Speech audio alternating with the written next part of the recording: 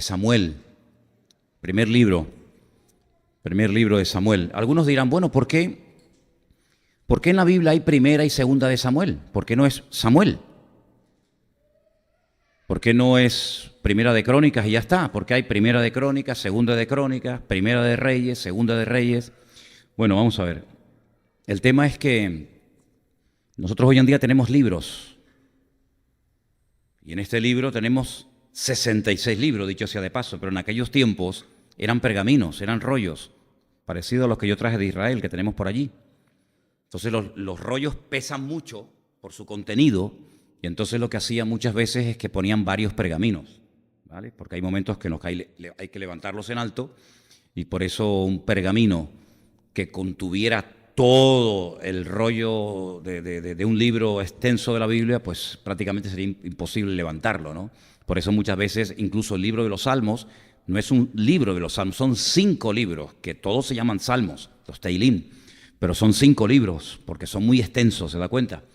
Y nosotros estamos en la primera parte de este pergamino, en primera de Samuel, y la semana pasada vimos cómo el pueblo de Israel se empeñó, y no paró hasta conseguirlo, en tener un rey. Y el título del mensaje de hoy es Saúl, un sueño roto. ¿Lo puede decir conmigo? Saúl, un sueño roto. Quiero que cierres tus ojos un momento, vamos a orar. Vamos a pedirle al Señor que en esta tarde la palabra que voy a compartir con ustedes sea de bendición para todos. Y bueno, me decían hace un rato que hay gente que está viendo el culto, por supuesto en directo, y también Elena, a la cual le mandamos un saludo, que está viendo el culto, con Miriam, con Armandito y seguramente con más gente también. Les mandamos un saludo. Y te damos muchas gracias, Señor, por el privilegio que nos das ahora de abrir tu palabra y estudiarla. Y pedimos, como hemos cantado, que abras nuestros ojos para que podamos descubrir el mensaje que tú tienes para cada uno de nosotros en el día de hoy, Señor. Quita todo estorbo, quita todo impedimento y que podamos disfrutar de esta exposición de tu palabra y que salgamos de aquí fortalecidos, renovados en la fe. Y te damos gracias porque sabemos que tu Espíritu Santo va a hablar hoy a nuestras vidas y pedimos que estemos atentos a lo que tú nos quieras compartir. Te lo pedimos todo en el nombre bendito de Jesús. Amén. Primera de Samuel, capítulo 13. Vamos a estar leyendo unos versículos de este hermoso capítulo. Repito, primera de Samuel, capítulo 13. Vamos a arrancar a partir del versículo 1. Dice así la palabra del Señor. Tome nota y fíjese en los detalles y en los datos que vamos a encontrar en la lectura.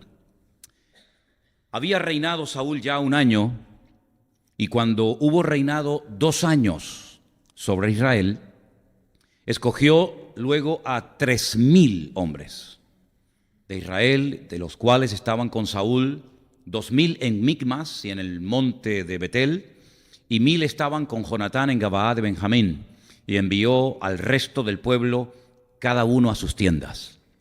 Jonatán atacó a la guarnición de los filisteos que había en el collado, y lo oyeron los filisteos. E hizo Saúl tocar trompeta por todo el país, diciendo: oigan los hebreos. Y todo Israel oyó que se decía: Saúl ha atacado a la guarnición de los filisteos, y también que Israel se había hecho abominable a los filisteos. Y se juntó el pueblo en pos de Saúl en Gilgal.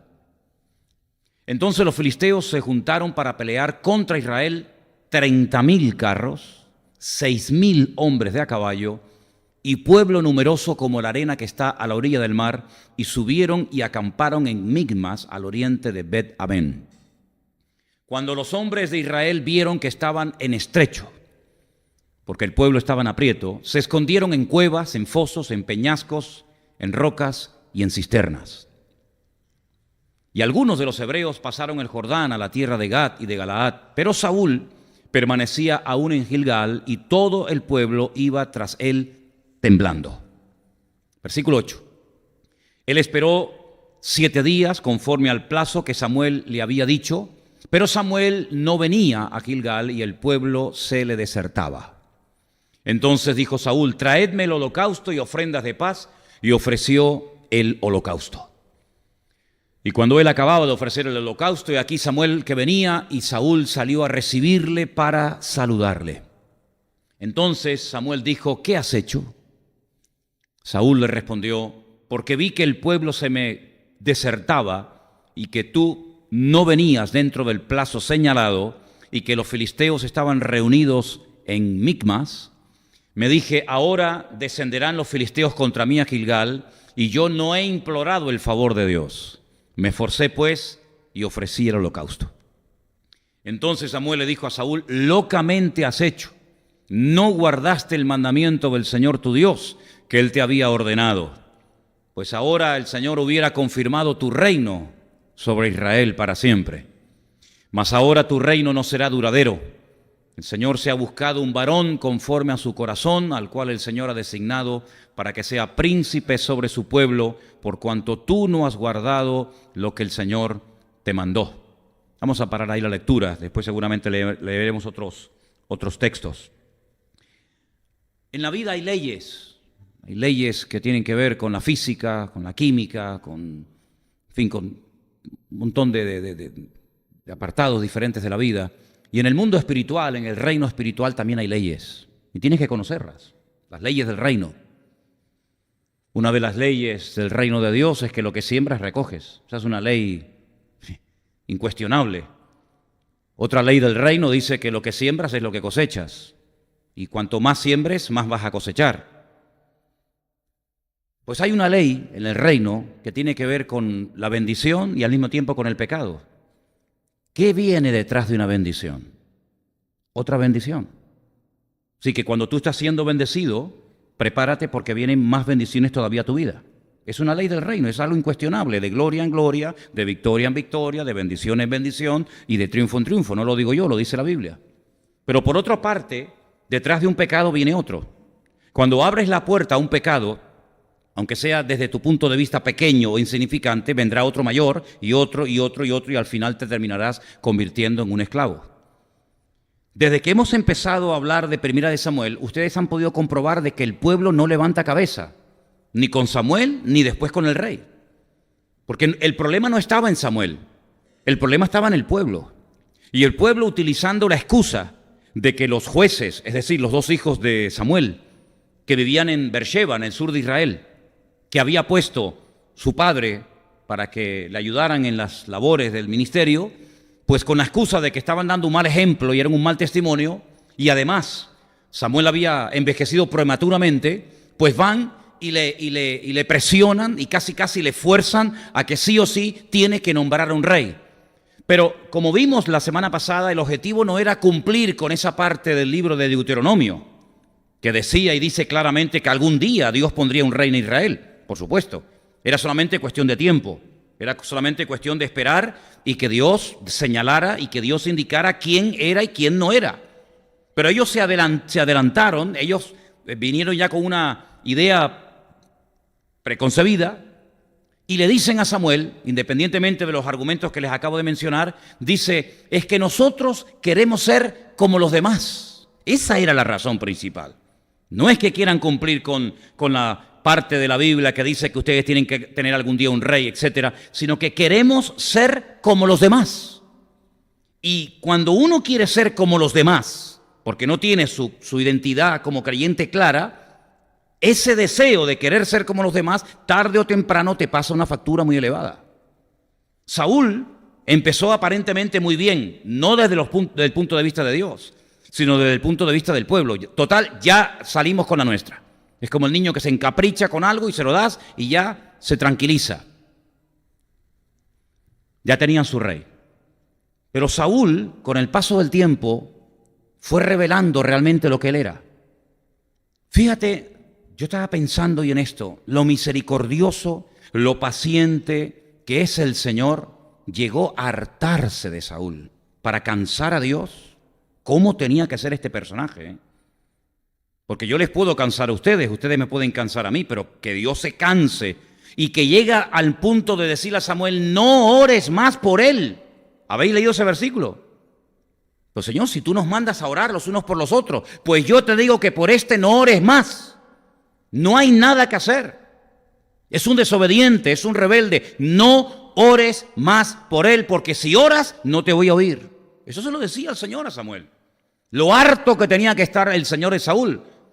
Claro, uno siempre tiene la cosita de decir, ay, qué pena, Saúl. No, ni pena ni nada. Cuando Dios dice, lo he desechado, es porque sabía perfectamente que con Saúl no se podía trabajar.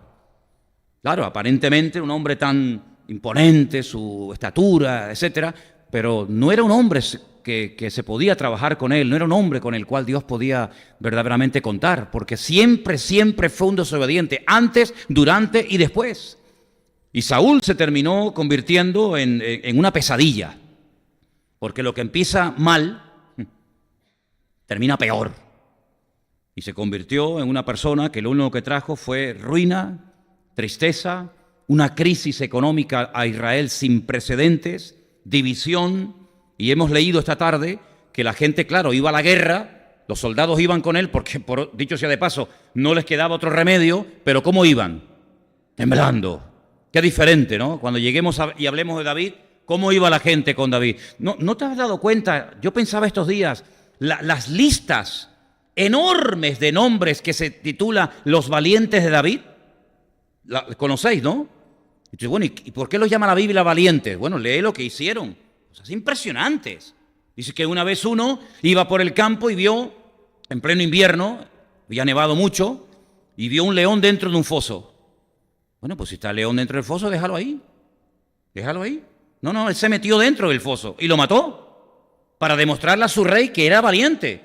Y otro se paró un día y él solo peleó contra cientos de enemigos por un pequeño terreno lleno de lentejas. Y otro día David dice, ay, cómo me gustaría beber de ese pozo de agua que está en Belén. ¿Quién me diera a mí un vasito de ese agua? Y se meten 3 de sus soldados en el cuartel de los filisteos que están armados hasta los dientes para traerle un vaso de agua. Sí, era gente que no le tenía miedo a nada ni a nadie. Pero busca en la Biblia la lista de los valientes de Saúl. No la vas a encontrar. No había ni uno había. Preferían irse con David al desierto, a pasar durante un tiempo fatigas y calamidades, que estar con Saúl.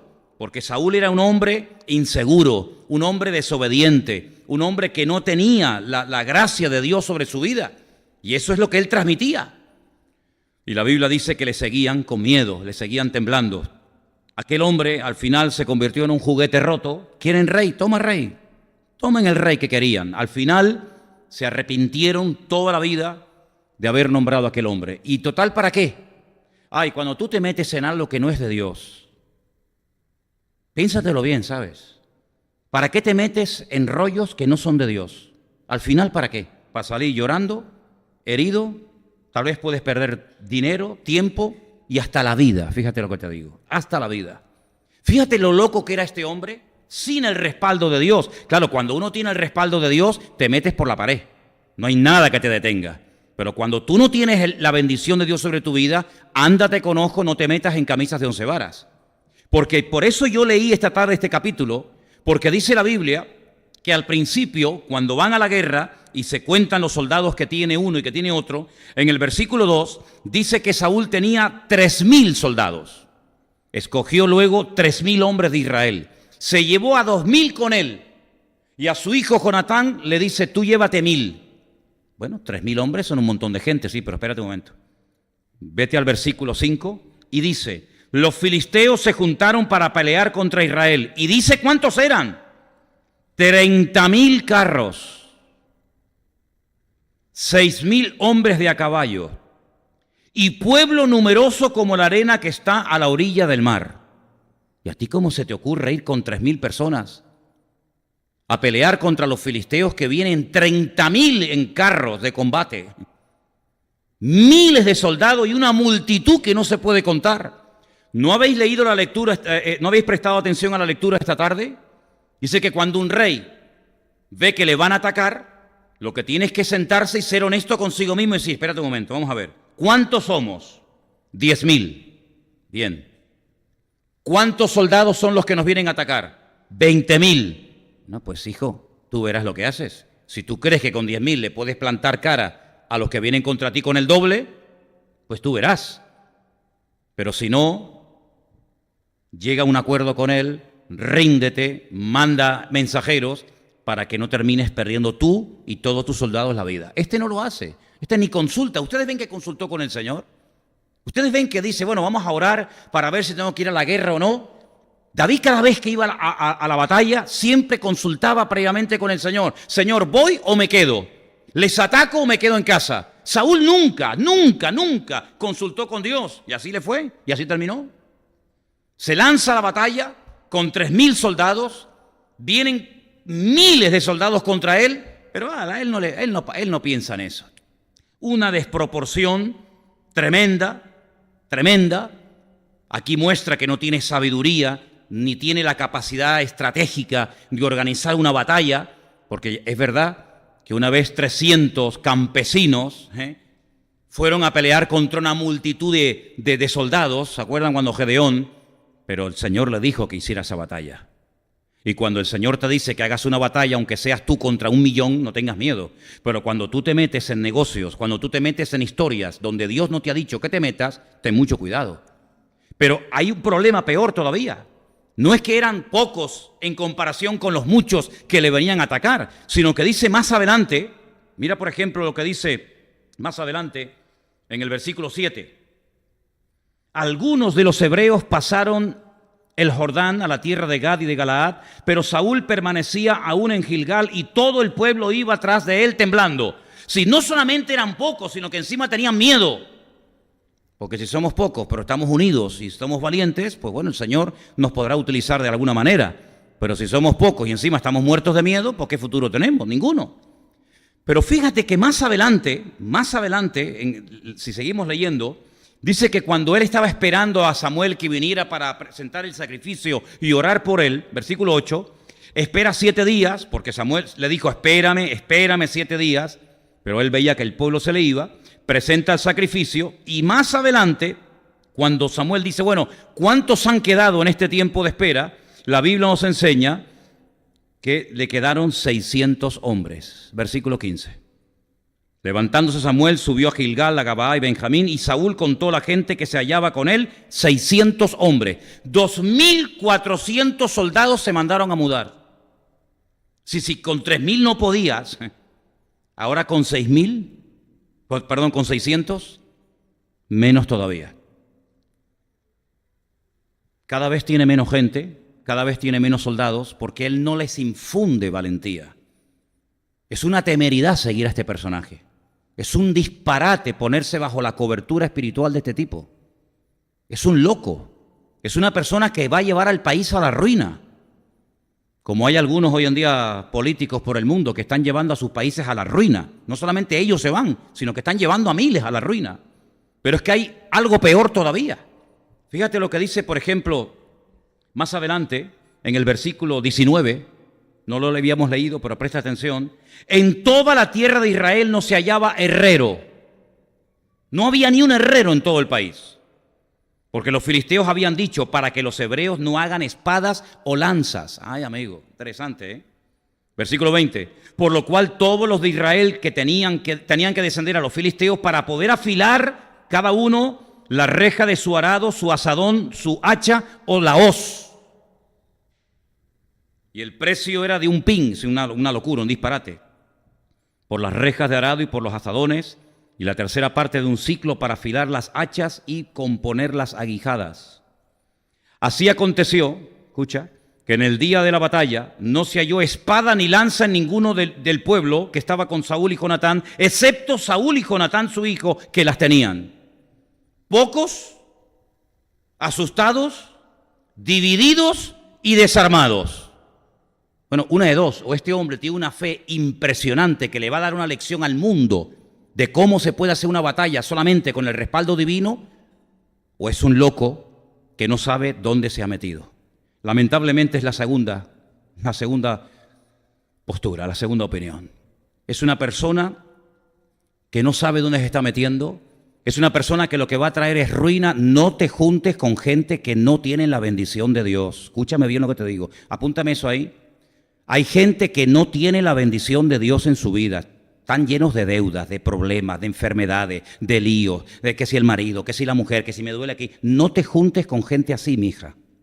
Júntate con gente que te pueda bendecir. ¿Por qué la gente iba a donde estaba Cristo? Porque Cristo era una persona que sanaba a los enfermos, que echaba fuera a los endemoniados, una persona que transmitía esperanza. Pero ¿para qué te vas a juntar con una persona que está peor que tú?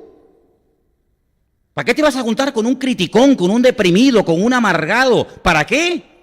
Para que corras el peligro de que puedas terminar perdiendo lo poco o lo mucho que tú dices que tienes. Júntate con alguien que te pueda bendecir. No tiene el mundo un refrán que dice, y ustedes lo saben mejor que yo, el que a buen árbol se arrima, buena sombra le cobija, ¿no? Pues la Biblia dice, anda con sabios y sabio serás. ¿Cómo es tu vida? Pues claro, yo no fui a la iglesia porque me convenció a mí ningún pastor. Que a mí no me interesaba nada de ustedes, ni Biblia, ni pastores, ni nada. A mí lo que me llamó la atención es que yo vi gente que entraba destrozada y salía bendecida. Pero claro, si usted me dice que es cristiano y su vida es un desastre, ¿yo para qué quiero ser cristiano? Si usted está todo el día deprimido, amargado, con problemas, con follones, que la hija no sé qué, que el marido se le fue con otra, que me duele la espalda, que me duele no sé qué, digo, ¿y ese es tu Dios? ¿Eso es lo que te da a ti tu Dios? Pues quédate con tu Dios, hombre. Yo quiero ir de gloria en gloria y de victoria en victoria y de bendición en bendición. Y por eso me convertí a Cristo. Porque en Cristo esa es la vida que usted tiene que llevar. Y si no la estás llevando, tu vida algo le está pasando, mijo. Porque claro que uno puede tener problemas y luchas y dificultades. Usted ve, por ejemplo, la vida de David. Usted ve, por ejemplo, la vida de Pablo. Usted ve la vida de Job y dice, madre mía, es que tenían problemas. Pero espérate. No es lo mismo, no es lo mismo cuando uno está pasando por pruebas permitidas y enviadas por el Señor que pruebas que tú te has buscado y te has metido por tu mala cabeza. No me vengan a mí con rollo. Hay gente que le va mal en la vida, pero no porque Dios los esté probando, sino por la mala cabeza que tienes, por la vida que estás llevando de desorden y de pecado delante del Señor. Y entonces dice la Biblia que cuando el Señor manda pruebas, en la prueba hay gozo. Las pruebas que me manda el Señor. Leí esta semana una ilustración muy interesante. Dos personas llevaban un cajón muy pesado. Uno iba cantando y sonriendo. El otro quejándose y diciendo todo tipo de barbaridades. Una persona se les acerca y le dice, caramba, los dos estáis llevando la misma carga, el mismo peso, pero veo que usted va cantando y sonriendo y usted va todo el rato quejándose y lamentándose. ¿Por qué? El que reía y cantaba dice, porque lo que hay dentro son monedas de oro y son mías. Y cuanto más pesa, más dinero tengo. Y al otro le dice, ¿y usted? Dice, yo soy el criado de este señor. Nada de lo que llevo es mío. Por eso me lamento y me quejo. ¿Te das cuenta? Cuando Dios te manda una prueba, hay gozo en la prueba. Tengo aquí una pequeña lista de cosas que usted puede aprender en la prueba o tener en cuenta. Primero, Dios te va a ayudar. Cuando estés pasando una prueba, si Dios te la mandó, no por tu mala cabeza, cuidado. Si Dios te mandó una prueba, Dios te va a ayudar, te va a dar la fuerza, te va a ayudar para que te goces. Dice, tener por sumo gozo cuando os halléis en diversas pruebas, ¿sí o no? Lo dice Santiago, tener sumo gozo cuando os halléis en diversas pruebas. El texto original dice pruebas de diversos colores. ¿Y qué tiene que ver esto con las pruebas, con los colores? Porque tiene que ver con las capas de las ovejas y de las cabras que se mataban en el templo. No todas eran blancas, no todas eran negras. Había algunas que tenían 2 o 3 colores, eran salpicadas. Y Santiago dice, así como en el templo se pueden presentar animales de diferentes capas, las pruebas de la vida no siempre vienen igual. Pueden venir de un lado, pueden venir de otro, pero cuando Dios las manda, Dios te da la ayuda y te da el gozo para que tú digas, gloria a Dios, aunque Dios me mate, lo seguiré adorando. Como decía aquel hombre en la Biblia, ¿verdad? Este hombre se llamaba Job. La segunda cosa, cuando una prueba es de Dios, tú tienes paz. Yo te pregunto, ¿tú tienes paz? Porque la paz se contagia. ¿Tú sabías eso? Tú acércate a una persona que está bien en Dios y aunque tú no le digas nada, te transmite algo tú. Tú acércate a una persona que está mal y dentro de ti dices, Dios mío, quítamela de en medio. Porque se transmite el mal rollo. Pero cuando una prueba es de Dios, tienes paz en tu corazón.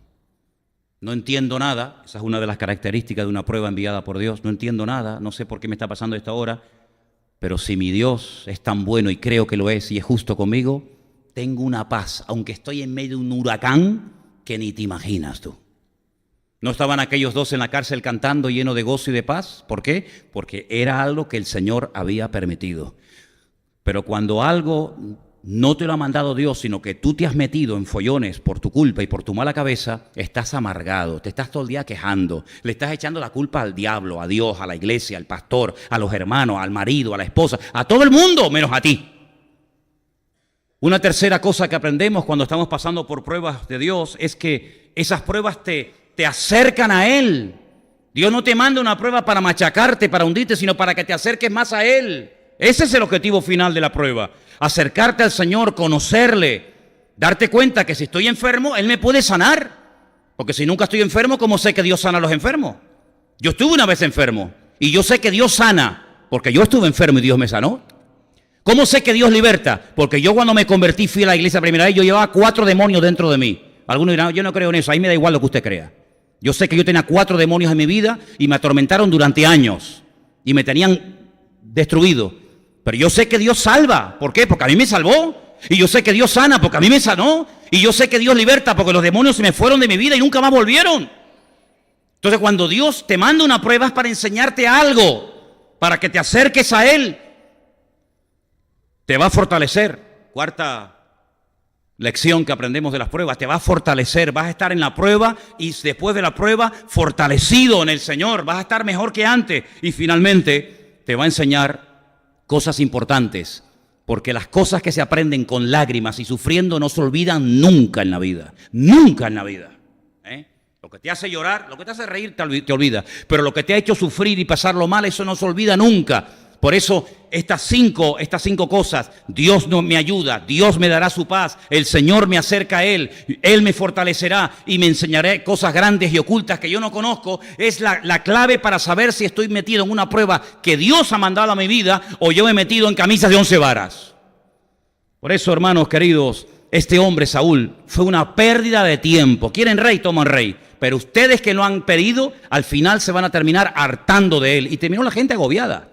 Con Saúl, la gente terminó agobiada. La gente, dice la Biblia, que se iban a una cueva enorme que se llama la cueva de Adulán, entristecidos, endeudados, deprimidos. ¿Por qué? Porque allí había un joven pastor que no tenía nada que ofrecerles, pero estar al lado de David era una delicia. Se vivía y se estaba mucho mejor al lado de David en una cueva que en un palacio viviendo con el rey Saúl. ¿Qué te parece? ¿Sabes que su hijo Jonatán, llegó a decir que su padre era un problema nacional? Primera de Samuel 14:29. Dice así la palabra. Jonatán dijo, mi padre ha turbado el país. Mi padre es el que ha traído la ruina a este país. El propio hijo, no es un enemigo el que está hablando, es su propio hijo, el príncipe de Israel, Jonatán, reconoce que el país está tan mal, la gente está tan hundida por culpa de su propio padre. Ahora, lo que me llama la atención es que el rey que el Señor iba a poner, que era David, el que tenía que haber sido el primero y no el segundo, no era perfecto, ¿verdad? David no era una persona perfecta. ¿Hay alguna persona perfecta esta tarde aquí entre nosotros? Pues no. Hay 2 versículos en la Biblia que nos dice lo que sí es perfecto. Escucha este versículo, Salmo 19:7. Escucha bien.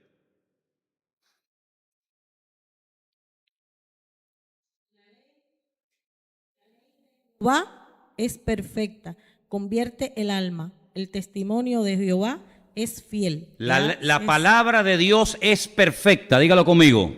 La palabra de Dios es perfecta, no le falta nada, no hay que quitarle ni hay que añadirle. Es perfecta.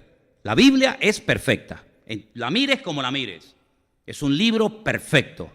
Por eso es el único libro que lo puedes estar leyendo 50 años todos los días y no te cansa y no te aburre. Cómprate un libro. Cuando se salieron los libros estos del Harry Potter, ¿os acordáis? Toda la gente venga a leer los libros. ¿Quién lee los libros de Harry Potter hoy en día? Nadie. ¿Tú serías capaz de leerte 50 años seguidos todos los días el Quijote? ¿Quién se lee el tocho ese? Yo creo que ni Cervantes se lo leyó. Todos los libros aburren, toda la literatura es cansina. Termina diciendo, no, ya lo leí, ya lo sé. El famoso libro Los Miserables. ¿Os acordáis? El Conde de Montecristo. Sí. Léetelo todos los días durante 50 años. ¿Quién se lee eso? La Biblia la puedes leer por la tarde, por la mañana, por la noche, todos los días de tu vida y siempre tiene algo nuevo. Estaba sacando cuentas el otro día. Yo salí de la escuela bíblica el 31 de mayo de 1981. ¿Cuántos años hace que estoy en el ministerio? 31 de mayo de 1981 me gradué. Estuve un año en la mili y quité ese año. ¿Cuánto he estado en el ministerio? 37 años predicando todas las semanas la palabra de Dios. ¿Y no te cansa? No, al contrario. Ahora es cuando recién estoy comenzando a descubrir cosas de la Biblia. Ahora es cuando estoy diciendo, madre mía, ahora estoy descubriendo esto y aquello. ¿Qué te parece? Claro, no voy a durar otros 37 años, yo creo, ¿no? Pero no aburre la Biblia, es perfecta. Y hay otra cosa que también es perfecta. Romanos 12:2. ¿Qué dice? Sonia, por favor. No os conforméis a este siglo, sino transformaos por medio de la renovación de vuestro entendimiento, para que comprobéis cuál sea la buena voluntad de Dios, agradable y perfecta. La voluntad de Dios es perfecta. ¿Cuántos lo creen? Pero David no era perfecto, pero era el hombre que Dios quería que fuera el rey de Israel. Tenía defectos, claro, por supuesto, pero Dios también iba a tratar con él. Y a través de él, Dios iba a tratar con el pueblo. Pero es que David, a pesar de que tenía problemas como todos los seres humanos tenemos, era un hombre moldeable. Era un hombre que se podía usar. Era un hombre que estaba dispuesto a ser tratado, cambiado, moldeado, etc. Pero es que Saúl era imposible. Le decías una cosa y hacía todo lo contrario. Y luego se justificaba, nunca pedía perdón, nunca reconocía que había pecado. Incluso proyectaba, le echaba la culpa a los demás, diciendo, no, yo no soy, es que el pueblo, es que yo no fui, es que fue fulanito. ¿Cómo se puede trabajar con un hombre así? Por eso el Señor lo descartó, lo desechó. ¿Pero cuándo lo descartó?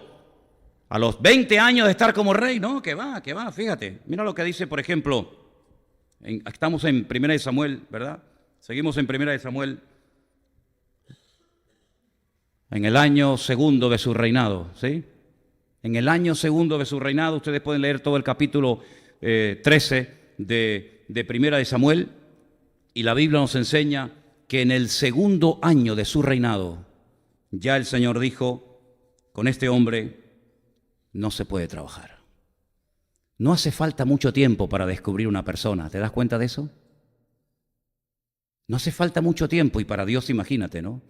No hace falta mucho tiempo para darnos cuenta de que Saúl era un peligro como persona. Era una bomba de tiempo. Y al final, ¿sabes cómo terminó Saúl? Suicidándose. Se quitó la vida. A mí no me da ninguna pena que Saúl se haya quitado la vida. Tú te lo buscaste, tú, allá tú. A mí lo que me da mucha pena es que gente inocente, como por ejemplo Jonatán, que era una buena persona, el día que mataron a su padre, también lo mataron a él. Pero días antes, si tú te das cuenta, había hecho un pacto con David, su íntimo amigo. Dice que salen al campo y Jonatán reconoce que él no va a ser el rey. Eso es un acto de humildad tremendo, ¿eh? Si mi padre es el rey, cuando él muera yo seré el siguiente rey. Pero él es honesto, él sabe que él no va a ser el rey de Israel, porque el que Dios ha escogido es a su íntimo amigo David. ¿Y qué es lo que hacen sus íntimos amigos en el campo? Pues dice la Biblia que Jonatán se quita su escudo, se quita su espada, se quita sus ropas reales de príncipe de Israel y se las da a su amigo David. Y David se quita sus ropas de pastor y viste Jonatán como un pastor y viste a David como un príncipe. Y dice que hicieron un pacto. Dice que cortaron, sí, se cortaron y se unieron las sangres y se prometieron fidelidad hasta la muerte. Dice, yo sé que cuando tú seas rey, yo seré el segundo en el reino, yo seré tu mano derecha, ten misericordia de mi descendencia. Pero la Biblia nos enseña que Jonatán también murió. Y a David le dolió muchísimo en el alma, en el corazón, cuando su amigo Jonatán muere y comienza a pegar gritos y a decir: Jonatán, Jonatán, amigo mío, que tu amor me fue más dulce que el de las mismas mujeres, ¿verdad? Y es una tragedia, ¿no? Pero David era un hombre de palabra. David había hecho un pacto con este amigo de él, al cual amaba. Y dice la Biblia que años más tarde, cuando él ya es rey de Israel, y él dice: oye, ¿hay algún superviviente? ¿Queda alguien con vida de la casa de Saúl o todos han muerto? Y le dicen: no, hay un tal Mefiboset que vive en Lo-Dabar. Lo en hebreo es no, Dabar es palabra. Un lugar donde no hay palabra, donde no hay futuro, donde no hay esperanza. Vive en Lo-Dabar. Y dice: llámenlo. Y cuando viene, no puede caminar porque dice que está lisiado de los pies porque cuando era niño cayó. Qué triste es cuando uno cae y después no sabe levantarse, ¿verdad? Porque hay algunos que se han caído y gloria a Dios se han levantado. Pero hay otros que se han caído y todavía no han aprendido a levantarse. Pues en la vida, la grandeza no está en la caída, sino cómo uno se levanta, ¿verdad? En el nombre del Señor. Y seguramente Mefiboset venía asustado, muerto de miedo, porque pensaba que David, pues, iba a matarlo a él. Pero dice la Biblia que le dice: siéntate a la mesa y todos los días de tu vida comerás conmigo en la mesa, comerás como un rey. Yo cuidaré de ti. Y todas las tierras que eran de tu padre yo te las devolveré. Y le da un futuro y le da una esperanza. ¿Te das cuenta? ¿Te das cuenta? Anda con sabios y sabio serás, dice Proverbios en la Biblia. Es decir, con Saúl, ¿qué había? Muerte, crisis, pobreza, miseria, un desastre. Sin embargo, con David había presente y había futuro. Y hoy en día es exactamente igual. Claro, los nombres han cambiado, los lugares han cambiado, pero dime, ¿cómo te va a ti la vida? Dime, ¿qué tienes hoy a ti que sea atractivo para nosotros? Dime, si tuvieras la oportunidad de subir aquí arriba y decir: bueno, yo tengo en mi vida esto y aquello, y es lo mejor que he encontrado. ¿Saben, hermanos? La cruda realidad es que la gente está tan vacía, pero tan vacía, que no tienen nada que ofrecer. Yo oigo las conversaciones de los que se juntan aquí en el bar. Tuvieron que volver a abrir este bar de aquí al lado el domingo porque los hombres no sabían lo que hacer un domingo a la tarde. ¡Qué tristeza no saber qué hacer! Tener que disfrazarme y hacer el idiota y tener que estar toda la santa noche sin dormir y llegar borracho vomitando por las calles para decir que me he divertido. Pero tengo que llegar a eso para poder decir: me va de miedo la vida. ¿Pero qué de miedo te va la vida? No tienes trabajo, no tienes ropa, no tienes nada. Estás totalmente hundido. Sin embargo, cuando uno viene al Señor Jesucristo, el Señor te transforma. Lo primero que te cambia es tu lamento en baile, dice la Biblia. Eso es lo que dice la Biblia. El Señor te libera de complejos, de ataduras, de miedos, de preocupaciones. Vives en paz, duermes en paz, compartes la paz del Señor. El bien y la misericordia te seguirán todos los días de tu vida, dice la Biblia. Todo te sienta bien. Hay que yo garbanzo no porque me sientan mal. Lechuga no. Cuando estás en Cristo todo te sienta bien, todo te gusta. ¿Sí o no? Todo te gusta. La noche me encanta, el día me encanta, el frío una pasada, el verano mejor todavía. Al monte, a la playa, con bicho, sin bicho. Te gozas de la vida. No tienes que tener 50 cosas para sentirte a gusto, sino que, como me ha pasado a mí, durmiendo en un coche con un polvorón, muchas veces viajando por la península, con un polvorón y sin un duro en el bolsillo, durmiendo en el coche con la nieve fuera de mi coche, el más feliz del mundo, porque estaba sirviendo al Señor. Pero sin embargo ves a gente que tiene y no tiene nada. Son tan pobres que lo único que tienen son cosas y dinero. Sin embargo, el creyente, el que ha nacido de nuevo, su vida es una aventura. No hay 2 días iguales, no hay aburrimiento. Yo no entiendo cómo hay gente que se aburre. Claro, por eso pecan tanto, porque como están aburridos tienen tiempo para pecar. Yo es que no tengo tiempo para pecar. No tengo tiempo para pecar. David, cuando tuvo tiempo para pecar, mira cómo pecó. Pero cuando tú estás ocupado en las cosas del Señor, cuando estás llevando un estudio de la palabra sistemático en tu vida, cuando estás metido en las cosas del Señor, caerán a tu lado 1000, 10.000 a tu diestra, pero tú tienes una bendición del Señor permanentemente de noche y de día. Qué tremendo cuando fui el año pasado a Galicia de vacaciones y me fui por un mercadillo donde había, un montón de hermanos que estaban allí buscándose la vida, vendiendo sus cosas, y me acercaba a un puesto y le preguntaba: ¿qué, hermano, cómo estás? Y me decía: aquí tirando, no sé lo que significa. Me iba a otro puesto. ¿Qué, hermano, cómo está? Uy, fatal, está la cosa chuchada, está la cosa muy mal. Bueno. Me iba a otro puesto. ¿Qué tal, cómo está? Uy, tengo la artrosis, y tengo además un lumbago, una ciática. Bueno, me iba a otro puesto y yo digo, pero estos son los cristianos. Estos son los hijos del Rey de Reyes y Señor de los Señores. Claro, después por la tarde yo fui al culto a predicarles a esos. Saqué la metralleta. ¡Ay, amigo! Saqué la metralleta en el púlpito y lo hice un desastre allá adentro. Digo, si yo fuera mundano, si yo fuera uno del mundo, en vez de vuestro hermano en Cristo, yo no me convertía a vuestro Cristo, ni a vuestra religión, ni a vuestra Biblia en la vida, porque dais pena. Y después todos con el pescadito detrás del coche. El pescadito lo tienes que poner, es ahí un tiburón lo que tienes que poner allí. Menos pegatinas, menos pescadito y más vida práctica, hermano. ¿Y saben lo que le pasó a Israel? Que por precipitarse cometieron equivocaciones terribles y al final las terminaron pagando muy dura, muy caramente. Y por eso yo te pregunto a ti esta tarde, los pasos que tú estás dando, ¿con quién consultas? No, yo con la almohada, sí, pues te va a responder la almohada, sí, te va a responder la almohada a ti. ¿Con quién consultas?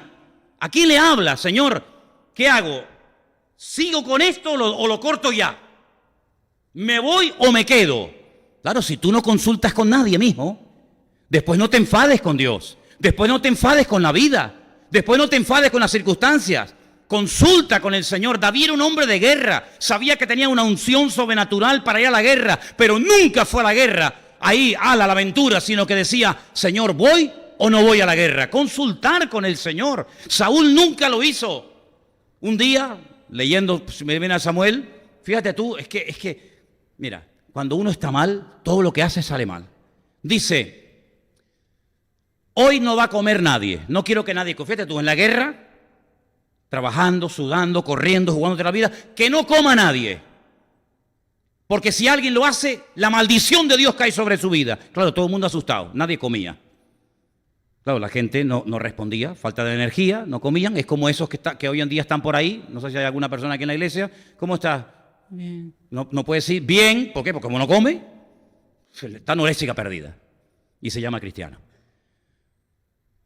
Jonatán no había oído esto. Jonatán no lo había oído, su hijo. Pero su hijo se había ido él solito y mató a un montón de filisteos. Y la gente contenta. Y cuando viene Jonatán, dice que se mete en un bosque. Y claro, él tiene hambre. Y dice que había un río de miel en ese bosque. ¿Lo crees? Un río de miel. Corría así la miel por todo el bosque. La Biblia dice que Israel es tierra de leche y miel. ¿Sí o no? ¿Vale? Pues Jonatán llegó, cogió miel, se mojó la boca, comió la miel y dice que se le aclaró la vista. Claro, tenía una fatiga el pobre y recobró fuerzas. Ay, amigo, cuando se entera el padre. ¿Quién ha quebrantado la orden de no comer? Y le dicen, tu hijo comió hoy algo de miel. Dice, pues aunque sea mi hijo, lo mato. Y le dice el pueblo, ¿y tú vas a matar al hombre que hoy nos ha salvado la vida y ha matado a más filisteos en un día que tú en toda tu vida? Ni se te ocurra ponerle un dedo a tu hijo encima. Era un loco. Los locos terminan volviendo loca a la gente. ¿Cómo está la gente en países donde hay un loco? Loco perdida. Están locos perdidos la gente. Están locos. ¿Por qué? Pues están bajo la cobertura de un loco. Y lo que hay que hacer es orar para que Dios se los lleve. Ay, hermano, yo oraba para que se convirtiera. Si no se han convertido no es porque no les hayan evangelizado, sino porque se resisten al evangelio. Y si no se convierten a las buenas, Señor, llévatelo. Y no es la primera vez que ocurre eso en la Biblia.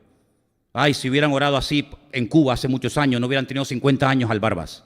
Si estuvieran orando así en esta línea los cristianos en Venezuela, hace muchos años que este sinvergüenza ya se hubiera marchado y no tendría el pueblo muerto de hambre. Porque a esta gente se le ha evangelizado y a esta gente se le ha hablado del Señor y esta gente sabe quién es Cristo y sabe quiénes son los evangélicos y sabe lo que es una Biblia y saben todo, pero no quieren convertirse porque han endurecido sus corazones. Y el Señor dice en su palabra que cuando te hablan y tú te endureces, el Señor te cauteriza la conciencia para que ya, como Faraón, ya no tienes oportunidad ni para el arrepentimiento, amigo. Ese es lo peor que le puede pasar a una persona. Ya ni convertirte te vas a convertir. Y por eso cuando Saúl se muere, cuando Saúl se quita la vida, el pueblo cobra aliento y dice, por fin se nos quitó este cáncer de encima. Y se acabó y empezó el pueblo una era, una etapa nueva de frescura, de alegría. Mira lo primero que hace David, trae el arca. ¿Tú crees que Saúl preguntó alguna vez dónde estaba el arca? A él no le importaba dónde estaba el arca del Señor. David le enseña al pueblo a danzar.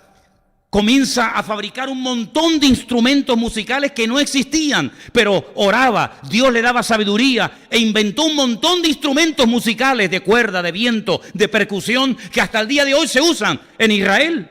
La famosa arpa de David, por ejemplo. Un hombre que trajo alegría, trajo un renuevo. Y eso es lo que tenemos que buscar en el Señor. Yo he ido a muchas reuniones de pastores.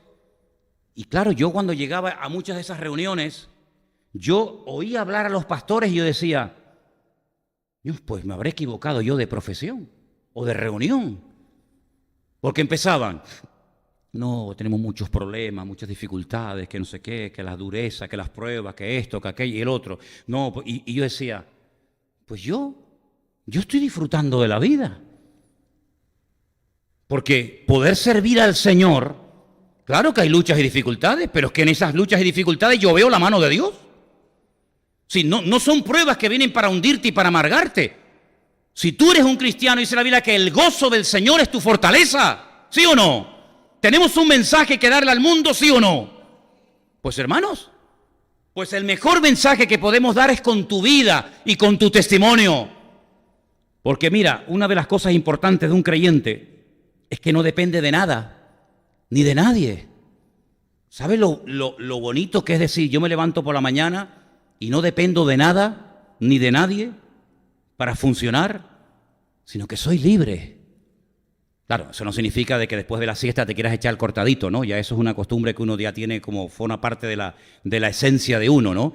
Pero si no hay cortadito no pasa nada. No pasa nada. Y puedes dormir en una cama con una almohada así, en el suelo, de pie, en un coche. ¿Por qué? Porque si el Señor está conmigo, yo cuando oro, yo siempre oro, todas las noches. No eso de 4 esquinitas, no, esa no, ya no la hago esa.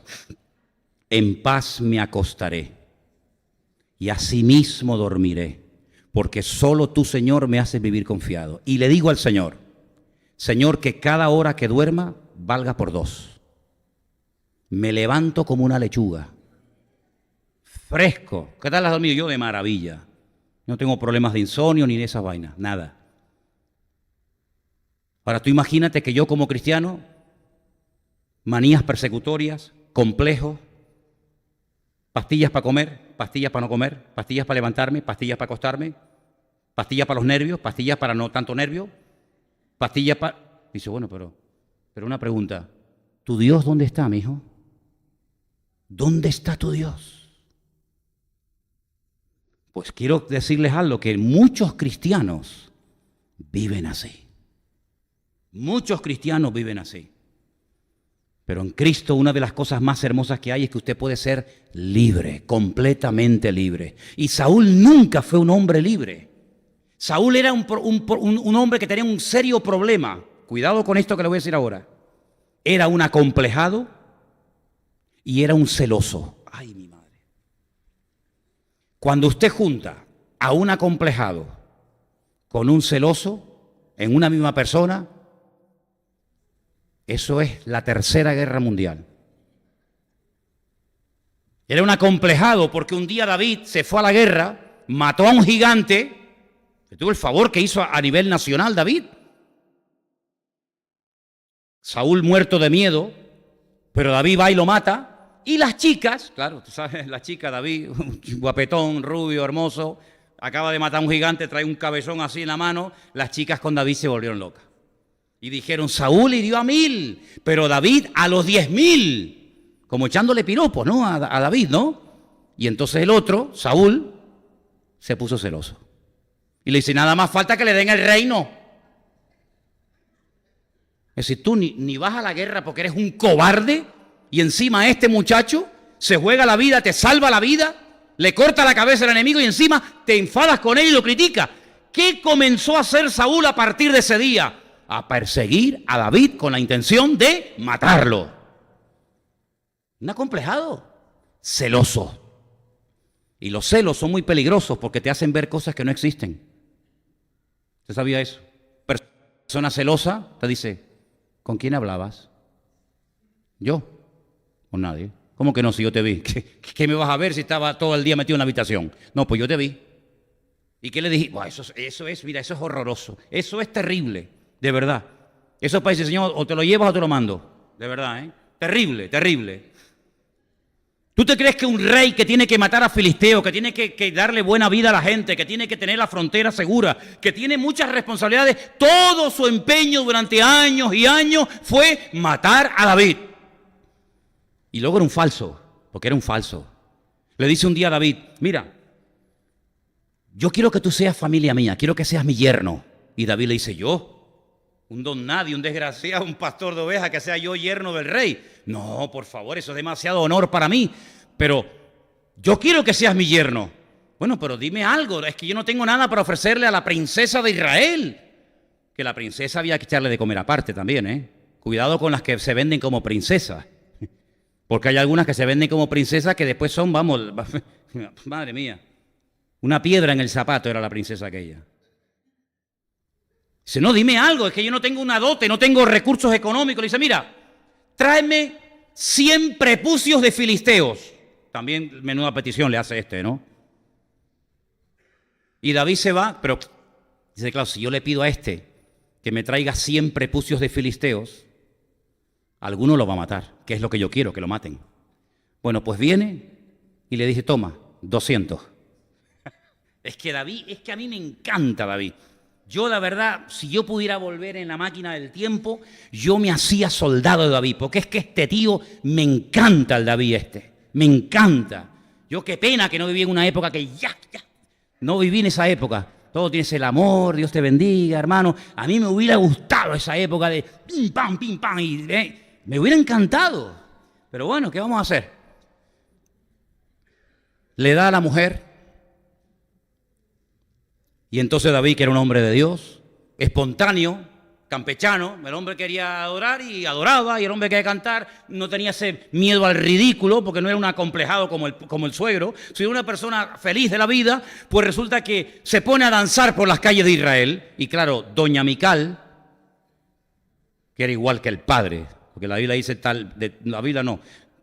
lo dice el mundo, de tal palo tal astilla, la Biblia dice tal la madre, tal la hija, ¿no? Pues se queda mirando por la ventana y dice, tu chiquita, bailando ahí. Y cuando llega por la noche a la casa, Mical está con los morros. Con los morros. Y David dice, ¿qué te pasa? ¿No te da vergüenza haber danzado por las calles ahí, todo el mundo mirándote por las calles? Y David le dice, vergüenza a mí, vergüenza te tiene que dar a ti.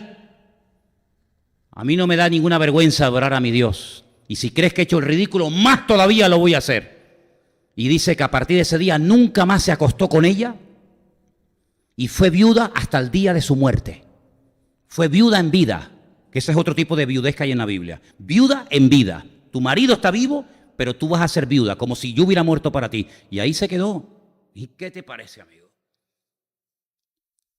Saúl fue un juguete que se rompió al poco tiempo, porque no fue el rey puesto por el Señor. Y tú tienes que asegurarte de que las decisiones que tomes en la vida las tomes en la voluntad del Señor.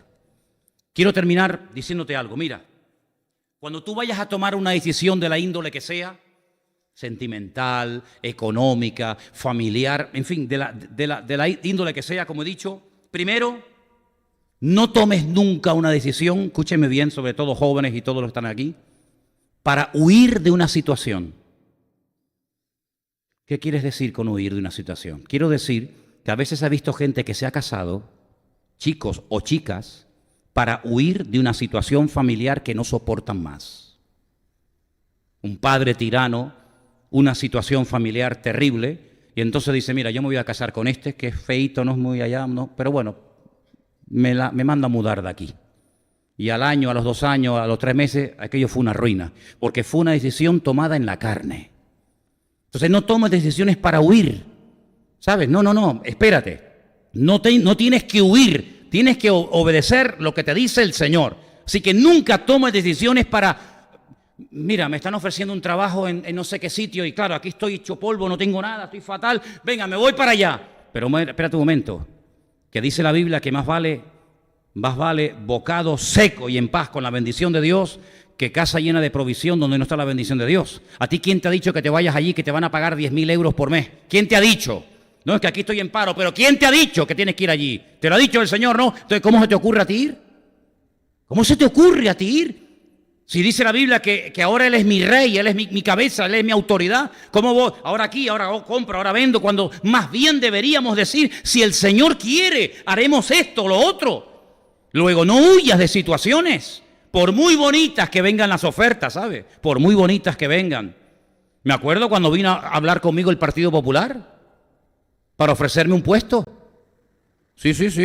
Claro, yo nunca he entendido cómo hay pastores que dejan el ministerio por meterse en la política. Nunca lo he entendido. Que dejen la política por servir al Señor ahora mismo. Pero dejar yo, embajador de Cristo, mi ministerio y mi llamado, para meterme en... ¿Estamos locos o qué? A Billy Graham le ofrecieron hace años ser candidato republicano para la presidencia de Estados Unidos. Y este hombre, este gran varón de Dios, dijo, ¿yo dejar de predicar el evangelio para ser presidente de los Estados Unidos? ¡Ni loco! Fíjate lo que le ofrecían. Así que no tomes decisiones para huir de una situación difícil, apretada económicamente. No tomes esas decisiones así porque te vas a equivocar. Segundo lugar, cuando estés enfadado o enfadada, porque ustedes también se enfadan, porque el enfado de algunos hombres dura media hora, las mujeres 20 años después te dicen, ¿pero qué te pasa? ¿Qué me pasa? Encima me preguntas qué me pasa. No sé, ¿qué te pasa? No sé. ¿Qué quieres? ¿Tú no te acuerdas que en el año 1800... Si no se acuerda ni dónde dejó la llave, se va a acordar de lo que le está diciendo hace 20 años, el tarado. No tomes decisiones cuando estás enfadado. Nunca, porque te vas a equivocar. Me largo, ya no aguanto más. A la semana, perdóname, me equivoqué. Pero tampoco tomes decisiones cuando estés desanimado, cuando estés triste, porque también te vas a equivocar. Así que no huyas tomando decisiones a la carrera, sin consultar con el Señor, sin esperar en Dios, como hizo Israel y se equivocó de rey. No tomes decisiones cuando estés enfadado, desanimado. No tomes decisiones porque otros están haciendo lo mismo. No, es que todo el mundo se está yendo para allá. ¿Y a ti qué te importa? Es que todo el mundo lo hace. No imites a nadie, sigue tú al Señor. ¿Se acuerdan ustedes cuando yo les comenté el detalle en la vida de Isaac, el hijo del patriarca Abraham? Hay un momento en el que él como ganadero, no hay pasto, no hay nada, no hay futuro para su rebaño, se le van a morir. Y entonces él dice, bueno, yo voy a hacer lo que hizo mi padre. Mi padre, que era un gran hombre de Dios, se fue a Egipto, porque yo no sé cómo es, pero en Egipto siempre hay agua, tú. En Egipto siempre hay trabajo. En Egipto siempre hay de todo. La tierra de Canaán, sequía, miseria, guerra, los amorreos, los filisteos, pero en Egipto siempre hay de todo. Y mi padre se fue allí. Y el Señor le dice a Isaac, tú no te muevas de aquí, tú quédate aquí. ¿Dónde vivía en aquel tiempo Isaac? En Beer-sheba. Lo dije el domingo pasado, ¿qué significa Beer-sheba? Beer significa pozo, Sheba es el 7, la ciudad de los 7 pozos. Esos pozos que había abierto su padre, que le proporcionaban agua para el ganado, o se habían secado, o los filisteos le tiraban tierra y piedras para cerrárselos. Qué malos, ¿eh? Qué malos los filisteos, ¿eh? De verdad que son malos los filisteos, ¿eh? Se iba a otra ciudad, se iba un poquito más allá, abría un pozo, encontraba agua en el desierto, fíjate lo que te digo, y venían los filisteos y le volvían a cerrar el pozo. Y se iban más para allá y le volvían a cerrar el pozo hasta que al final, ustedes saben, que llegó a un lugar llamado Rehobot, que es un lugar, lugar amplio, una ciudad moderna que asiste hoy en día a las afueras de Tel Aviv, una ciudad muy bonita, y allí se estableció. Pero el Señor le dice, tú no vayas a Egipto, tú no tienes agua aquí, pero tú quédate aquí. Y le dice, siembra donde estás. Claro, los que no conocen aquello, dicen, bueno, será una tierra fértil. ¿Qué tierra fértil? Si Beerseba es un desierto, 50 grados a la sombra, allí no hay agua, allí no hay nada. Allí si echas una semilla se te quema. Pero el Señor me dijo que siembre en el desierto. Y dice que ese año sembró, en obediencia al Señor, fuera de toda probabilidad de éxito, cosechó a 100 por 1 y los filisteos vinieron y reconocieran que el Señor estaba con él, hicieron un pacto con él y le pidieron perdón. ¿Qué te parece? Entonces, no hagas lo que los demás hacen. No, es que todos están yendo ahora a Bilbao, porque en Bilbao dicen que hay mucho trabajo. ¿Y a ti te ha dicho el Señor que te vayas a Bilbao? No, es que ahora se está yendo la gente a Panamá, a Perú, a China, a Hong Kong. Tú te tienes que ir donde el Señor te diga. Y si no te dice nada, estate quietito, porque la puedes echar a perder. ¿Me siguen? Y finalmente, no tomes decisiones fuera de la voluntad de Dios. Claro, ahora tú dices, ¿y cómo sé yo cuál es la voluntad de Dios? Te voy a poner un ejemplo. Cuando yo me convertí, una de las cosas que se predicaba mucho en aquellos tiempos era que los cristianos tenemos que descubrir la voluntad de Dios para nuestra vida. Y entonces yo continuamente preguntaba, pero bueno, ¿y cómo puedo yo saber la voluntad de Dios? Y me decían, orando. Y yo, como era muy quisquilloso, le decía, vamos a ver, en un partido de fútbol, yo veo que en un equipo hay gente que sale y se santigua y oran. Y el otro equipo, hay algunos que también se santiguan y oran. ¿A quién le da la victoria al Señor si los dos han orado? Claro, fíjate los ejemplos que yo le ponía a los pastores en aquel tiempo. Una vez me dijo un pastor, Manolo, me tienes ya podrido. Me tienes ya harto con tus preguntas. Digo, bueno, es que yo hasta que no me den una respuesta, yo no paro. Y entonces, andando el tiempo, llega un pastor y me dice, tengo un regalo para ti. Digo, ¿cuál es? Dice, toma, léete este libro. Yo desde que me convertí leía libros y libros y libros, pero ese en especial se llamaba Si un día lo pueden conseguir, es un libro muy antiguo, cristiano. Si pueden conseguir ese libro, cómprenlo. Si vas a la casa de un hermano y lo ves, quítaselo y después le dices que se lo cogiste de prestado. Se llama 3 señales seguras. Es portada azul. 3 señales seguras. Se basa en lo siguiente. Dice que en una parte de Italia había un puerto que era muy peligroso entrar con el barco. No hay problema. Y resulta de que los barcos encallaban porque no sabían entrar bien al puerto y tocaba y rompía el casco y se hundían. A alguien se le ocurrió poner en la punta del muelle 3 farolas, así, en línea. Y los del puerto le decían a los que querían atracar en ese puerto que cuando fueran a atracar, si veían 3 farolas no alineadas, que ni se les ocurriera entrar con el barco porque se la iban a pegar. ¿Me explico? ¿Qué tenían que hacer? Ver las 3 luces como si fuera una sola, así, alineadas. Si usted las ve así, 1, 2 y 3, o 1, 2 y 3, no entres porque te la vas a pegar.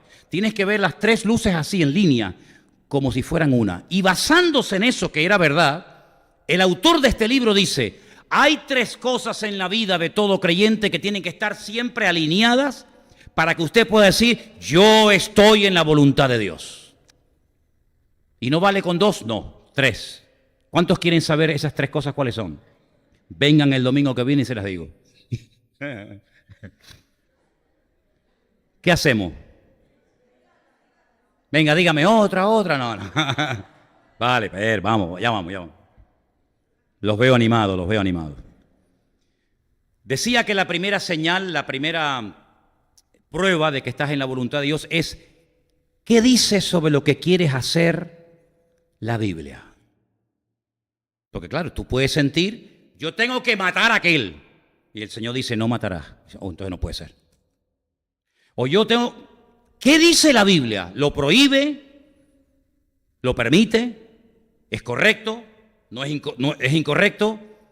Primeramente hay que ir a la palabra, al manual. No toques ese botón. Y vas y lo tocas. Bien, la Biblia no dice nada en contra de esto. ¿Qué más? Segundo, la paz en tu corazón. ¿A qué me refiero cuando digo paz en el corazón? ¿Cómo te sientes? Porque puede ser que tú digas, oye, lo que yo estoy haciendo o quiero hacer, Dios no me lo prohíbe, pero yo no me siento a gusto, ¿eh? Es como cuando Pablo dice, yo quise ir a predicar a un sitio, pero no tuve paz en mi espíritu. Sentía que no era el momento para ir a predicar aquí, sino era el momento para ir a predicar allá. Entonces, bueno, no está mal el hacer esto, porque la Biblia nos dice, eso no se puede hacer, pero yo no me siento a gusto, ¿sabes? No me siento cómodo. Bueno, entonces tranquila, si no tienes paz, aunque la Biblia no te lo prohíbe, no hagas nada. Y la tercera cosa es muy importante, las circunstancias.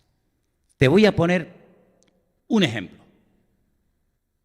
Imagínate, ¿se acuerdan cuando yo les decía que en la iglesia en la que yo me convertí había un amigo mío, un joven, que estaba loco por una chica de la iglesia, pero que la chica no le hacía ni caso? ¿Es bíblico que un hombre o una mujer se enamore uno de otro? Es bíblico, es correcto, es ley de vida, ¿no? Me llega una vez una hermana y dice, hermano, tenemos que hablar, tengo un problema con mi hijo. Digo, ¿qué pasó ahora? Dice, que se enamoró de una chica. Digo, oh, gloria a Dios, hermana. Dice, pero ¿cómo dice? Bueno, yo pensaba que me iba a decir que se había enamorado de un chico. Bueno, si su hijo se enamoró de una chica, pues bueno, empezamos bien. Ahora vamos a ver de quién se trata, ¿vale? Es decir, usted está enamorado, le gusta, perfecto. La Biblia no prohíbe, ¿no? Bien, perfecto. ¿Usted cómo se siente? No, yo bien, a mí todo bien. Pero una pregunta, ¿y las circunstancias se han dado? No, la verdad es que no me hace ni caso. Entonces, mijo, ¿qué hacemos? Entonces mi amigo, que decía, Manolo, yo tengo paz en mi corazón, a mí me gusta más, iba a decir María, no sé cómo se llama la chica, para que nadie se sienta aludida, ¿no? A mí me gusta aquella chica, en la Biblia no me dice que sea pecado, pero es que no se dan las circunstancias. ¿Saben lo que hizo? Se fue, le dijo, hermana, el Señor te dice que te tienes que casar conmigo. Y esta, que era más espiritual que como de aquí a Lima, le dice, pues a mí el Señor no me ha dicho nada, si no estés espiritualizando. Si no se da la situación, la circunstancia, espera. Señor, yo he orado para comprar esta casa. Tu palabra no me prohíbe el que yo me compre una casa para mi familia. Tengo paz, yo creo que podríamos ser felices y esta casita está bien, está cerca de la iglesia o lo que sea, pero no tengo el dinero. Entonces, mijo, ¿la vas a comprar con la paz de tu corazón la casa? ¿La vas a comprar con fe, con amor y esperanza y vida eterna? Tendrás que tener el dinero. Si no se da el dinero, puede ser que tengas el dinero, pero no tienes paz en tu corazón. Dice, oye, la podría comprar, pero no sé por qué. No sé, entro a la casa y hay algo raro. Pues entonces, si no tienes paz en tu corazón, si las circunstancias no se dan y si la palabra no te avala, no te muevas. Yo lo he puesto en práctica. Yo lo he puesto en práctica en mi vida. Y te voy a poner un ejemplo y termino. No sé si Elena me está viendo todavía, pero cuando yo era soldado, un miércoles por la tarde yo salía a dar un paseo. Y pasé por un paseo marítimo allí en Cádiz y cuando paso por una iglesia ponía Iglesia Evangélica Bautista. Y yo en mi vida había entrado en una iglesia bautista. Yo me había criado en otro contexto. Y yo dije, voy a entrar a ver cómo es una iglesia bautista. Claro, a mí me sonaba Juan el Bautista, y yo decía, no, Bautista, pero a Juan el Bautista le cortaron la cabeza. ¿Qué harán allá adentro? Entonces yo entré a la iglesia bautista, pero con ojo, a ver, ¿no? Y cuando llegué, hice un recorrido así, una panorámica, hice un plano así general, y entonces vi una chiquita, que yo dije, oye, mira las bautistas, están guapas las bautistas. Las bautistas están guapas. Las demás no, las demás eran, de verdad, que el Señor las bendiga, ¿no? Pero... no, es más, te soy sincero. Pero esta chiquita bautista, digo, oye, mira qué cosita tan interesante. Me voy a hacer bautista, tú. Termina el culto, los jóvenes van a dar una vuelta y me dicen, ¿quieres dar un paseo? Digo, sí, claro, ahora mismo. Y yo me fui con los bautistas. Yo me puse al lado de la bautista. No, voy a sentar al lado del presbiteriano, mira tú. Y entonces yo le dije, qué bien, ¿de dónde eres? No, de Galicia. Digo, qué bien, mira, yo también soy muy lejos, de Canarias. Mira tú por dónde nos venimos a conocer en Cádiz. Mira las vueltas que da la vida, ¿no? Y entonces llego el domingo otra vez a la iglesia. Yo para ir al culto. Llega para ver el culto. Y a la bautista.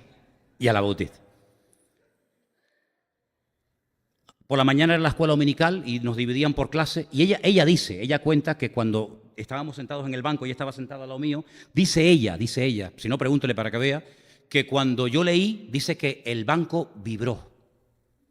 Y ella dijo, ¿qué voz tiene este chico? Y ¿te diste cuenta? Salimos otra vez a pasear y le pedí el teléfono. Fíjate tú, claro, pero sin WhatsApp, cuidado. No existía WhatsApp y tú dices, ¿cómo? ¿No existía WhatsApp? No, es que el WhatsApp no siempre... Bueno, un día te lo explicaré. El teléfono una cosa se daba vuelta, se daba así. Ustedes no saben lo que estoy hablando. Bueno, pues el Facebook, eso, ni el que creó el Facebook había nacido. Ni el muchacho que lo inventó había nacido. No existía Facebook, nada. Ni correo electrónico, nada, hermano, nada. Teléfono y carta. Y claro, en el cuartel metían el teléfono en una caja blindada de hierro y solamente podías descolgar para coger las llamadas, pero yo sé llamar por un teléfono sin necesidad de marcar los números.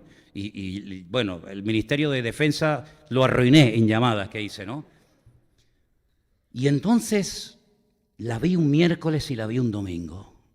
Pero este libro, que ahora entiendo por qué el pastor me lo regaló, empecé a ver que en la Biblia no me decía nada en contra de esto. Tenía una paz en mi corazón alucinante. Pero las circunstancias no se daban. Ella vivía en Galicia, yo estaba en Cádiz, me iba para Canarias. Y entonces oramos al Señor, pusimos una serie de pruebas y le pedí que se casara conmigo. Jamás en mi vida le puse un dedo encima a Elena en los 7 meses que estuvimos por carta y por teléfono.